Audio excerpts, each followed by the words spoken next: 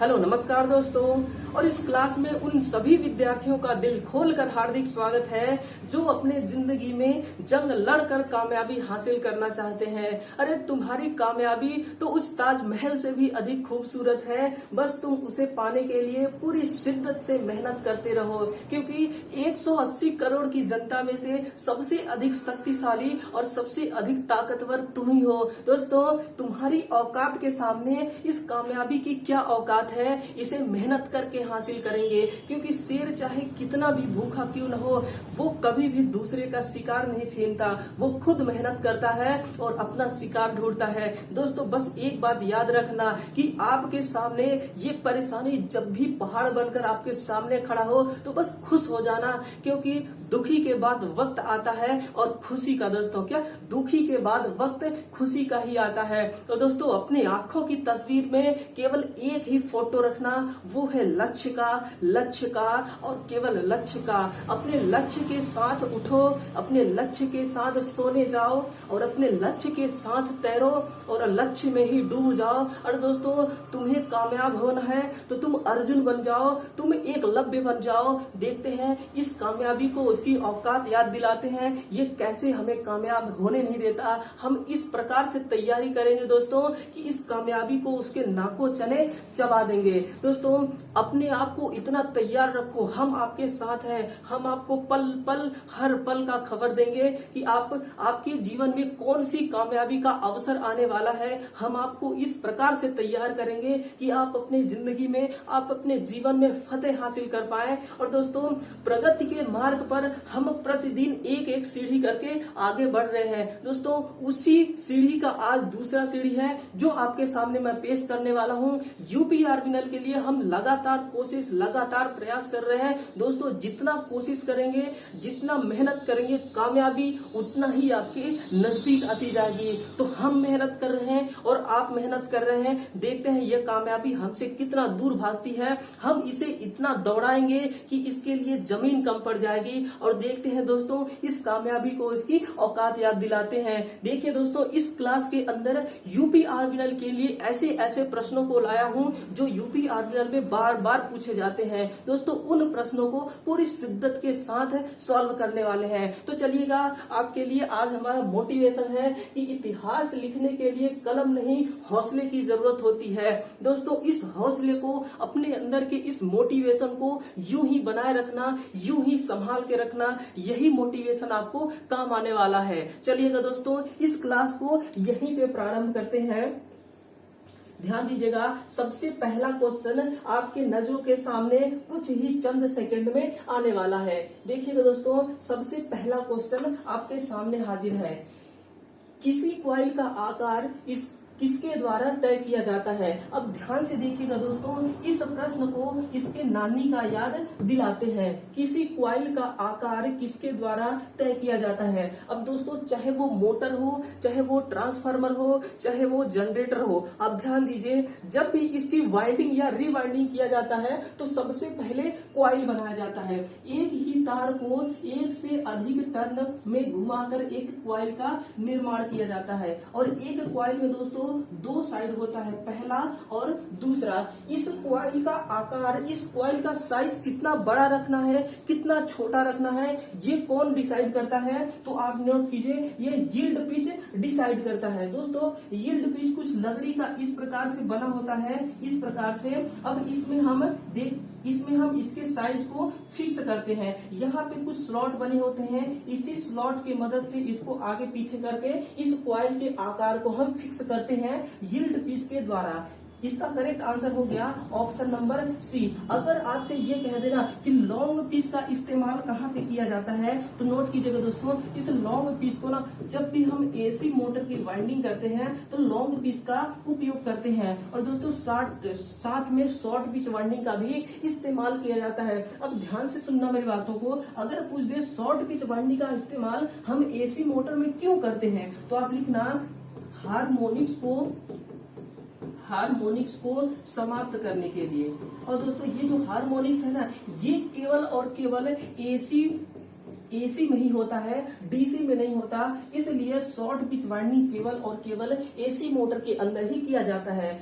देखिए दोस्तों, इसका option number C correct answer होगा। चलिए इसी क्लास के नेक्स्ट क्वेश्चन की तरफ आगे बढ़ते हैं। इनमें से स्टीम टरबाइन से चलने वाली कौन सी मशीन है? दोस्तों, इस क्वेश्चन का बुखार किस प्रकार से उतारा जाता है? अब देखिएगा, हमसे क्या पूछा है स्टीम टरबाइन के बारे में। अब देखना दोस्तों, अगर आपसे पूछ देना कि स्टीम टरबाइन कितने प्रकार की होती है, तो आप नोट करना ये स्टीम टरबाइन कुल 2 प्रकार की होती है। जो पहला है वो होता है आवेग और दूसरा दोस्तों प्रतिक्रिया। क्या दूसरा होता है वो है प्रतिक्रिया। लेकिन हमसे पूछा क्या है कि स्टीम टरबाइन से चलने वाली मशीन इनमें से कौन सा है? तो वो है दोस्तों टर्बो अल्टरनेटर। अगर बात आपसे दोस्तों स्टीम के बारे में करें तो आप लिखना आवेग और प्रतिक्रिया। दोस्तों, इस आवेग को इम्पल्स कहते हैं, इम्पल्स टरबाइन, और प्रतिक्रिया को दोस्तों रिएक्शन, इसको रिएक्शन टरबाइन कहा जाता है। अगर आपसे ये कहा जाए दोस्तों, ये जो रिएक्शन टरबाइन है ना, ये रिएक्शन टरबाइन कितने प्रकार का होता है? नोट कीजिएगा, प्रतिक्रिया टरबाइन। ये प्रतिक्रिया टरबाइन दोस्तों कुल 3 प्रकार की। पहला जो होता है वो है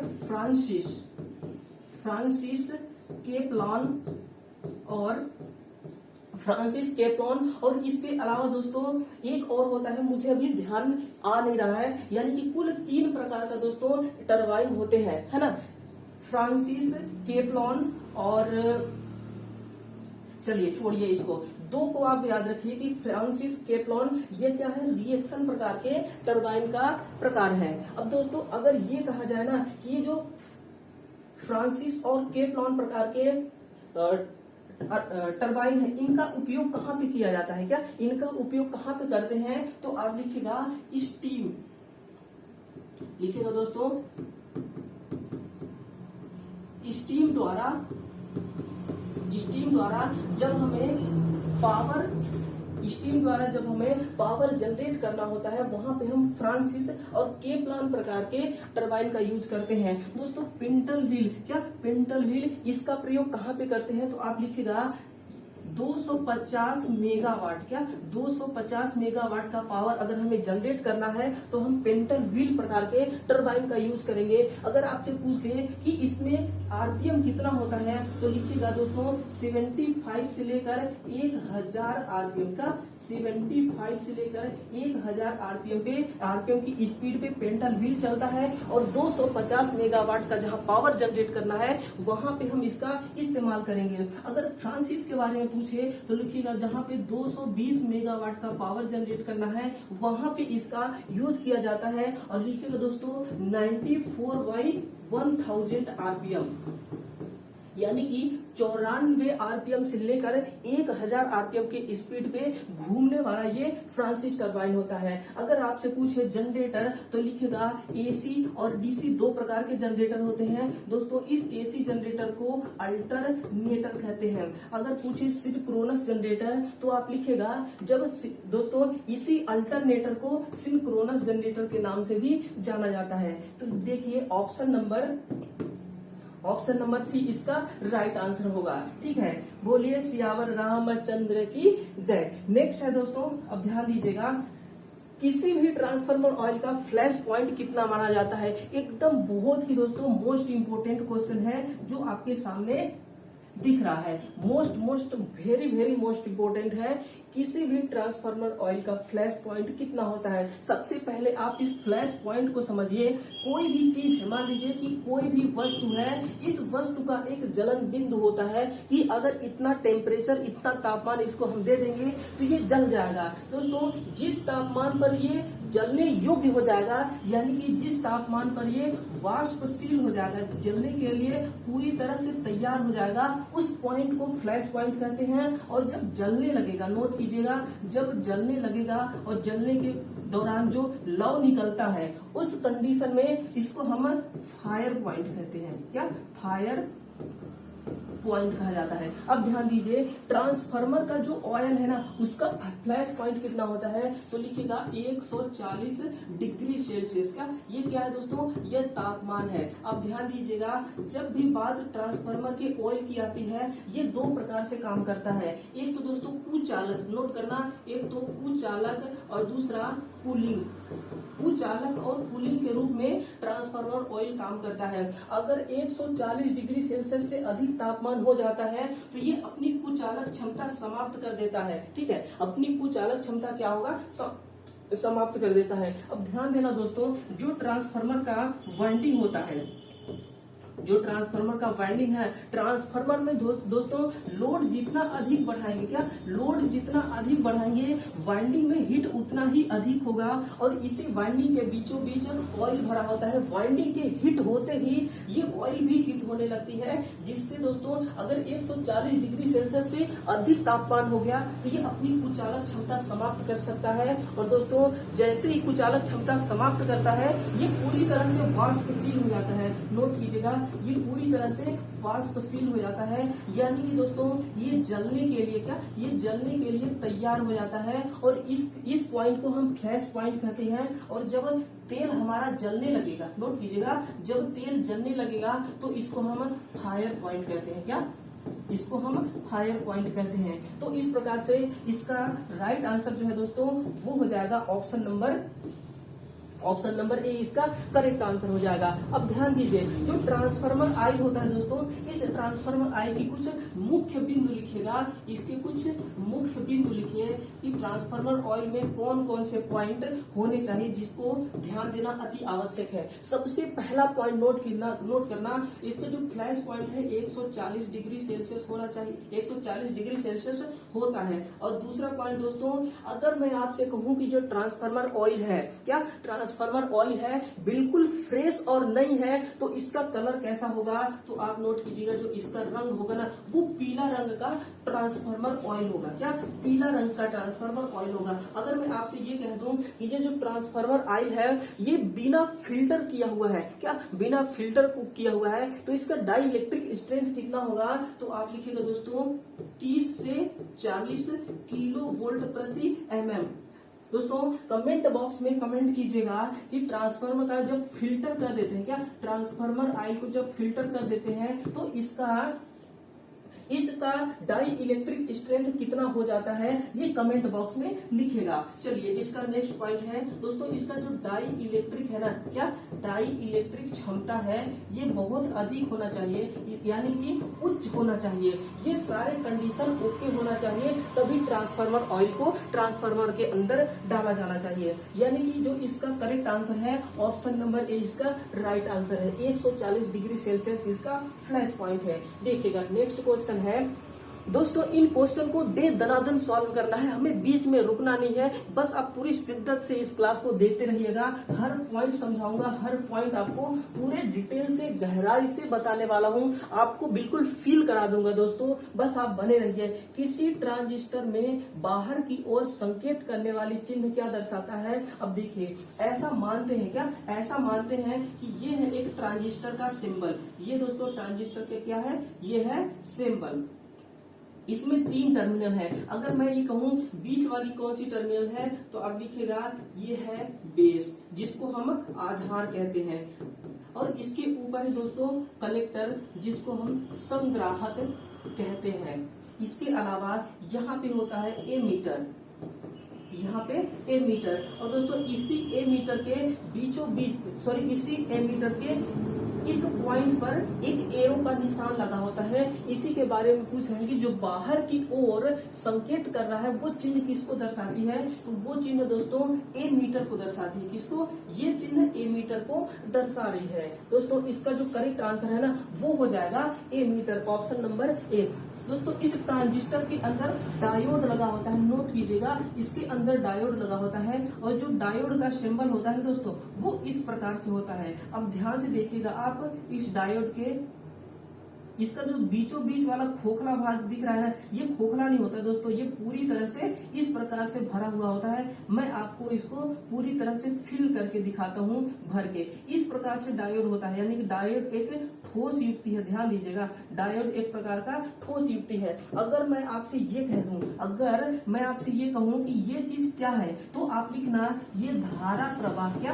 ये धारा प्रवाह की दिशा को बता रहा है दोस्तों कि धारा इस दिशा में प्रवाह हो रही है। अगर मैं आपसे कहूं कि ये खड़ी डंडी क्या बता रहा है, तो आप लिखेगा ये बार को बताता है। अगर ये कहूं ये पिछला वाला दोस्तों ये डंडी क्या बता रहा है, तो आप लिखना ये एनोड को बताता है। किसको? एनोड को। इसी के साथ में ध्यान दीजिए, अगर ये आगे वाली डंडी के बारे में मैं पूछूं तो आप लिखना ये कैथोड है। क्या? ये कैथोड को बताता है, जो कि माइनस टर्मिनल और एनोड प्लस टर्मिनल होता है। तो दोस्तों देखिए इसका करेक्ट आंसर जो है वो है ऑप्शन नंबर ए। किसी ट्रांजिस्टर में बाहर की ओर संकेत करने वाली चिन्ह क्या दर्शाती है? वो एमीटर को दर्शाती है। नेक्स्ट है दोस्तों, प्लेट अर्थिंग में इलेक्ट्रोड हेतु किसका प्रयोग किया जाता है? बहुत ही इजी लेकिन मोस्ट इंपोर्टेंट।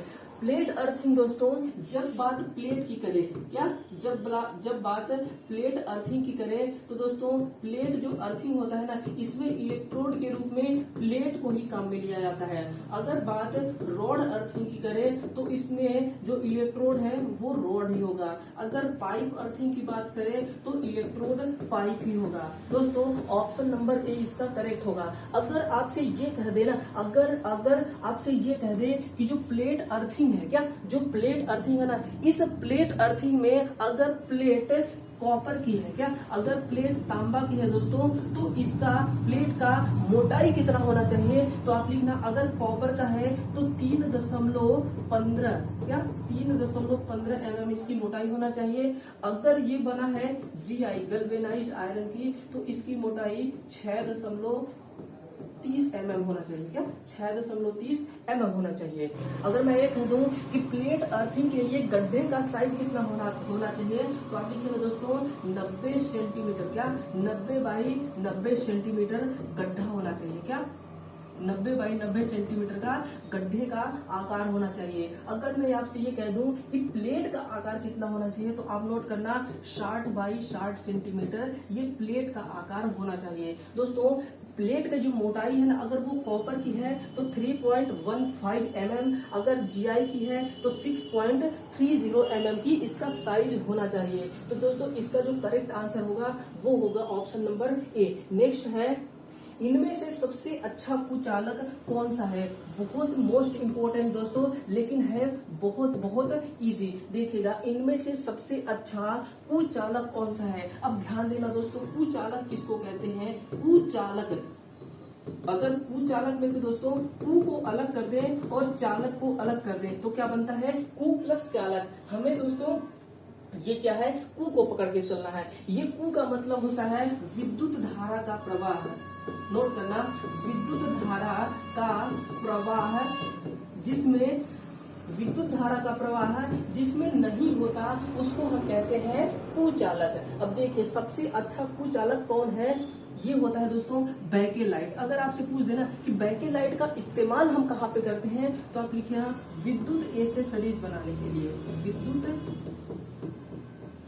एसेसरीज बनाने के लिए इसका इस्तेमाल किया जाता है। चिकनी मिट्टी का कहाँ पे इस्तेमाल करते हैं, तो आप लिखिएगा दोस्तों इंसुलेटर बनाने के लिए इसका इस्तेमाल किया जाता है। क्या इंसुलेटर बनाने के लिए। लेकिन दोस्तों इसके जगह पे अब पोर्सेलिन का इस्तेमाल किया जाता है।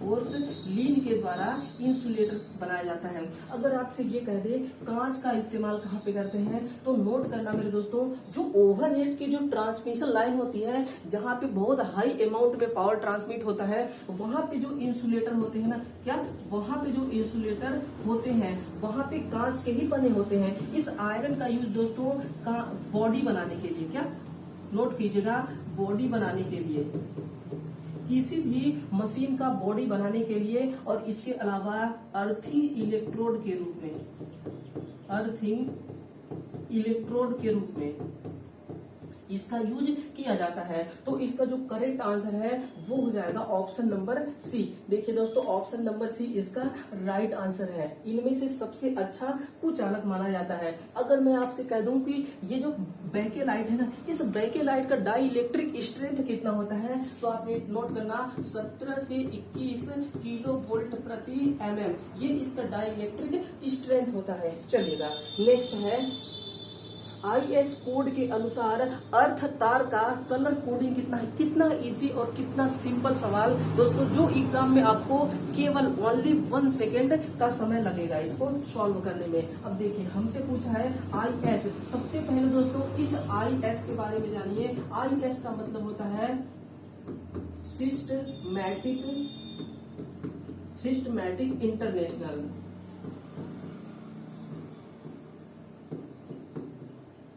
सिस्टमैटिक इंटरनेशनल IS का पूरा नाम होता है। इसमें जो अर्थ तार होता है ना, उसका हमें कलर कोडिंग बताना है दोस्तों, वो हरे कलर का होता है। अब ध्यान से सुनना, अगर आपसे ये पूछ दे, अगर आपसे दोस्तों ये पूछ देना कि जो आर फेज है, क्या जो आर फेज है इसका कलर कैसा होता है, तो आप लिखना लाल कलर का। वाई फेज के बारे में पूछे तो नोट कीजिएगा ये पीला कलर का होता है। अगर बी फेज के बारे में पूछे तो आप नोट करना ये नीला कलर का होता है। अगर दोस्तों अर्थ के बारे में पूछे, क्या केवल एसी अर्थ के बारे में पूछे तो नोट करना ये हरा होता है। क्या अगर आपसे ये पूछे कि जो एसी का है, क्या एसी सिस्टम का ही जो केबल के अंदर सिंगल, क्या केबल के अंदर 4 कोर का जो केबल होता है ना, 4 कोर का केबल के अंदर किस प्रकार का कलर होता है अर्थिंग के वायर में, तो आप लिखेगा इसमें yellow plus green, yellow green colour का होता है, यानी कि पीला और हरा दोनों कलर का होता है। अगर मैं आपसे ये कह दूं दोस्तों, अगर मैं आपसे ये कह दूं कि जो डीसी, क्या जो डीसी की 2 वायर सिस्टम है, 2 वायर सिस्टम, डीसी की 2 वायर सिस्टम में इसमें जो पॉजिटिव वाला दोस्तों जो वायर होता है, इस वायर का कलर कैसा होता है, तो आप लिखेगा लाल। और जो निगेटिव वाला वायर होता है, इस वायर का कलर कैसा होता है, तो आप लिखेगा इसका कलर काला होता है। अगर मैं आपसे ये कह दूं कि जो डीसी की 3 वायर, क्या डीसी की 3 वायर सिस्टम है,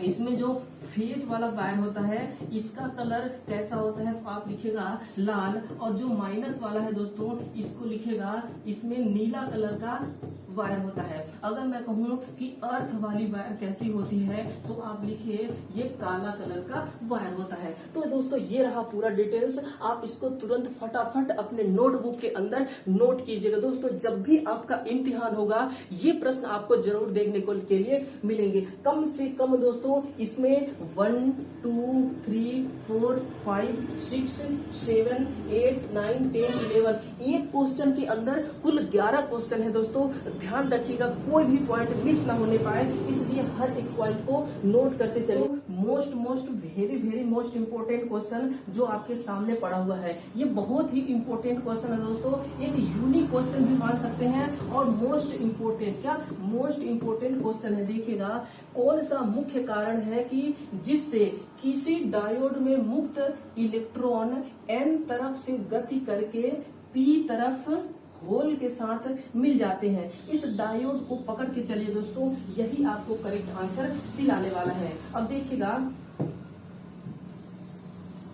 देखिए दोस्तों इसका आंसर कैसे ढूंढा जाता है। मैं इस डायोड को पकड़ के चलता हूँ। डायोड के अंदर दोस्तों एक P होता है और एक N अर्धचालक होता है, मिलकर एक डायोड का निर्माण हो जाता है। इस P वाले में ना, P वाले के अंदर क्या होता है, तो आप लिखना इसके अंदर होल होते हैं, क्या इसके अंदर होल। और N वाले के अंदर दोस्तों इसमें मुक्त इलेक्ट्रॉन, क्या इसमें मुक्त इलेक्ट्रॉन होते हैं। जब मुक्त इलेक्ट्रॉन चल कर होल की तरफ आते हैं तो इस क्रिया को हम डिफ्यूजन के नाम से जानते हैं। डिफ्यूजन का मतलब होता है, नोट करना, स्वतः प्रक्रिया, क्या स्वतः प्रक्रिया। अब समझना मेरी बातों को। अगर मैं आपसे कहूं ये छत पे एक टंकी रखी हुई है, क्या छत पे एक टंकी रखी हुई है और ये टंकी दोस्तों पानी से लबालब भरा हुआ है, इस प्रकार से पानी से भरा हुआ है। अब इस पानी को दोस्तों मुझे नीचे लाना है एक पाइप के माध्यम से, तो मैं क्या करूंगा, यहाँ पे एक पाइप लगा दूंगा, ठीक है। इस पाइप के माध्यम से पानी लाना है और यहाँ पे दोस्तों मैं टोटी लगा दूंगा। टोटी समझते होंगे आप, है ना। यहाँ पे टोटी लगा दूंगा। जैसे ही इसको मैं घुमाऊंगा यहाँ से पानी आना स्टार्ट हो जाएगा। क्या पानी आना स्टार्ट हो जाएगा। अब बताइए कि इस टोटी को घुमाने से क्या किसी प्रकार का बल लगाना पड़ा, यानी कि इस पानी को नीचे लाने के लिए किसी बल की आवश्यकता हुई? तो आप नोट करना, क्या आप नोट कीजिए, इसमें किसी भी प्रकार के कोई बल की आवश्यकता नहीं होती। इसका मतलब डिफ्यूजिंग विधि में जो वोल्टेज स्रोत होता है, क्या डिफ्यूजिंग विधि में जो वोल्टेज स्रोत होता है ना, वो वोल्टेज स्रोत नहीं होता है, क्योंकि दोस्तों इसमें जो धारा होता है ना, ये उच्च आवेश से निम्न आवेश की ओर, क्या उच्च आवेश से निम्न आवेश की ओर विद्युत धारा का प्रवाह होना डिफ्यूजन कहलाता है। अगर मैं आपसे ये कह दूं कि ड्रिफ्टिंग किसे कहते हैं, तो ड्रिफ्टिंग का मतलब होता है दोस्तों अपवाह वेग। क्या अपवाह वेग। अब इसमें ध्यान देना, जो अपवाह वेग होता है ना दोस्तों, अपवाह वेग, इस अपवाह वेग में जो विद्युत धारा का प्रवाह होता है वो निम्न से उच्च की ओर होता है। कहाँ? निम्न से उच्च की ओर। विद्युत धारा का प्रवाह निम्न से उच्च की ओर होता है। अगर यही टंकी मैं यहाँ से उठाकर डायरेक्ट नीचे जमीन पे रख दूं और फिर इस टंकी को ना फुल टंकी कर दूं पानी के साथ, क्या पानी से इस टंकी को पूरी तरह इस प्रकार से भर दूं और इस पानी को ऊपर ले जाने के लिए एक यहाँ से पाइप लगा दूं। अब आप बताइए, इस पानी को मैं ऊपर चढ़ाना चाहता हूँ, यहाँ पे लगा देता हूँ दोस्तों एक टोटी। क्या यहाँ पे मैं लगा देता हूँ एक टोटी, और ये है दोस्तों इसका खोलने वाला सिस्टम। अगर मैं इसको खोलता हूँ तो बताइए क्या पानी ऊपर जाएगी? क्या पानी ऊपर जाएगी? तो आप कहेंगे बिल्कुल नहीं जाएगी, लेकिन मैं कहूंगा जाएगी। कैसे? अगर इस पे कोई बल लगाया जाए। इसका मतलब जो ड्रिफ्टिंग विधि के द्वारा जो आवेश का ट्रांसफर हो रहा है, ठीक है, ड्रिफ्टिंग विधि के द्वारा जो आवेश का ट्रांसफर होता है उसमें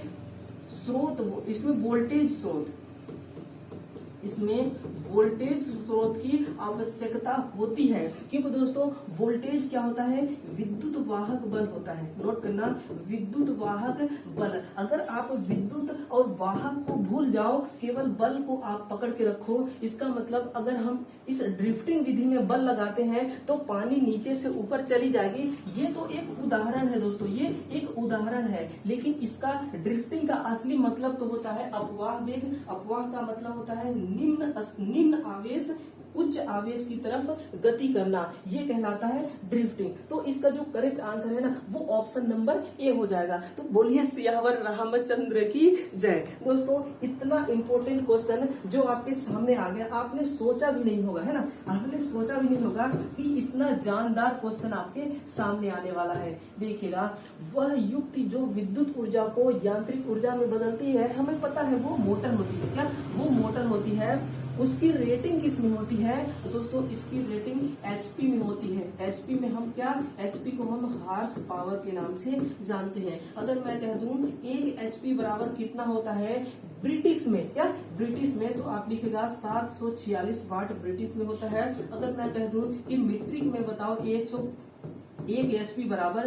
तो 135.5 वाट, ये किस में होता है? ये होता है दोस्तों मीट्रिक में, ये होता है मीट्रिक में और ये है ब्रिटिश में। तो दोस्तों किस में होती है रेटिंग? ये है हार्स पावर में। ऑप्शन नंबर ए इसका करेक्ट आंसर हो गया।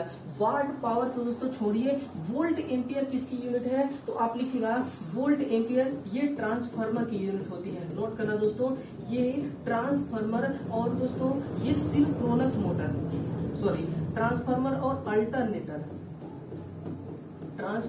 और अल्टरनेटर, इन दोनों की यूनिट किसमें होती है? वोल्ट एम्पियर में। अगर मैं कह दूं वोल्ट एम्पियर रिएक्टिव किसकी यूनिट है, तो आप नोट करना दोस्तों, ये सिंक्रोनस मोटर की, क्या सिंक्रोनस मोटर की यूनिट होती है ना। जब सिंक्रोनस मोटर पावर फैक्टर सुधार रहा होता है, उस कंडीशन में वोल्ट एम्पियर रिएक्टिव इसकी यूनिट होती है, और सामान्य स्थिति में सिंक्रोनस मोटर की किलोवाट में यूनिट होती है। वाट आवर नोट करना दोस्तों, ये एनर्जी मीटर की, क्या एनर्जी मीटर की वाट आवर रेटिंग होती है। ऑप्शन नंबर ए इसका करेक्ट है दोस्तों। अगर इसी प्रकार से सवाल आपके सामने एग्जाम के अंदर आ जाए ना, तो हलचल मच जाए दोस्तों, मजा आ जाए, है ना। चलिए 69 का हो जाएगा option number A, horse power इसका करेक्ट आंसर होगा। नेक्स्ट है दोस्तों, इस क्लास का लास्ट क्वेश्चन है और जो कि बहुत ही अच्छा क्वेश्चन है दोस्तों, और ट्रांसफार्मर के बारे में भी है। देखिएगा, किस प्रकार के ट्रांसफार्मर का प्रयोग कर क्लिप ऑन मीटर द्वारा उच्च धारा का मापन किया जा सकता है। अब ध्यान दीजिएगा, जो क्लिप ऑन मीटर होता है ना, ये उच्च धारा को माप तो सकता है, लेकिन इसके अंदर कौन सा ट्रांसफार्मर लगा होता है, तो आप लिखिएगा सीटी इसके अंदर लगी होती है। अगर मैं कह दूं कि सीटी दोस्तों किस प्रकार का धारा मापन करता है, तो आप लिखना ये उच्च धारा का मापन करता है। अगर मैं ये कह दूं कि इस सीटी के अंदर कौन सा ट्रांसफार्मर लगा होता है, तो आप लिखना दोस्तों इसमें सिंगल फेज का, क्या single plus 3 phase, single plus 3 phase दोस्तों ये सीटी होता है। और इसके अंदर ना स्टेप अप प्रकार का ट्रांसफार्मर लगा होता है। दोस्तों ये जो सीटी है, अगर मैं ये कह दूं कि सीटी किस प्रकार की ट्रांसफार्मर की श्रेणी में आता है, तो तब आप लिखना ये इंस्ट्रूमेंट, नोट कीजिएगा, ये इंस्ट्रूमेंट ट्रांसफार्मर की श्रेणी के अंदर करंट ट्रांसफार्मर आती है। देखिए दोस्तों, ऑप्शन नंबर ए इसका राइट आंसर हो जाएगा, यानी कि जो 70 का दोस्तों 70 क्वेश्चन का correct answer option number C इसका करेक्ट आंसर हो जाएगा, सीटी ट्रांसफार्मर। देखिए दोस्तों, यही है इसका करेक्ट आंसर। तो इस प्रकार दोस्तों हमने 10 क्वेश्चनों को दे दनादन सॉल्व कर दिया। आपके सामने प्रत्येक क्वेश्चनों का मैं पूरी तरह से पूरा एक्सप्लेन करके आपको समझाया। उम्मीद है आपको अच्छी तरह से समझ में आ गया होगा। अपना फीडबैक कमेंट बॉक्स में जरूर दीजिएगा दोस्तों। कमेंट बॉक्स का दरवाजा, कमेंट बॉक्स का खिड़की आपके लिए हमेशा खुला रहता है। अपना राय, अपने दिल की राय जरूर दीजिएगा कि ये क्लास कैसा लगा। उम्मीद करता हूँ दोस्तों कि बहुत अच्छा लगा होगा। इसी प्रकार से हम लोग प्रतिदिन एक एक स्टेप करके आगे बढ़ते रहेंगे और कामयाबी की उस बुलंदी ऊंचाइयों को छू के मानेंगे दोस्तों, छू के रहेंगे। जब तक हम उस बुलंदियों तक पहुंचेंगे नहीं, तब तक हम रुकने वाले नहीं हैं, हमें कोई रोक नहीं सकता। तो दोस्तों इसी प्रकार से लगातार क्लास हम लेते हैं, और इस चैनल पे नए हैं तो प्लीज इस चैनल को जरूर सब्सक्राइब करिएगा और बेल आइकन को भी प्रेस कीजिएगा। अपने फ्रेंडों के पास दोस्तों गिफ्ट के रूप में, इसे नाग पंचमी के गिफ्ट के रूप में जरूर शेयर कीजिएगा दोस्तों। तब तक के लिए धन्यवाद।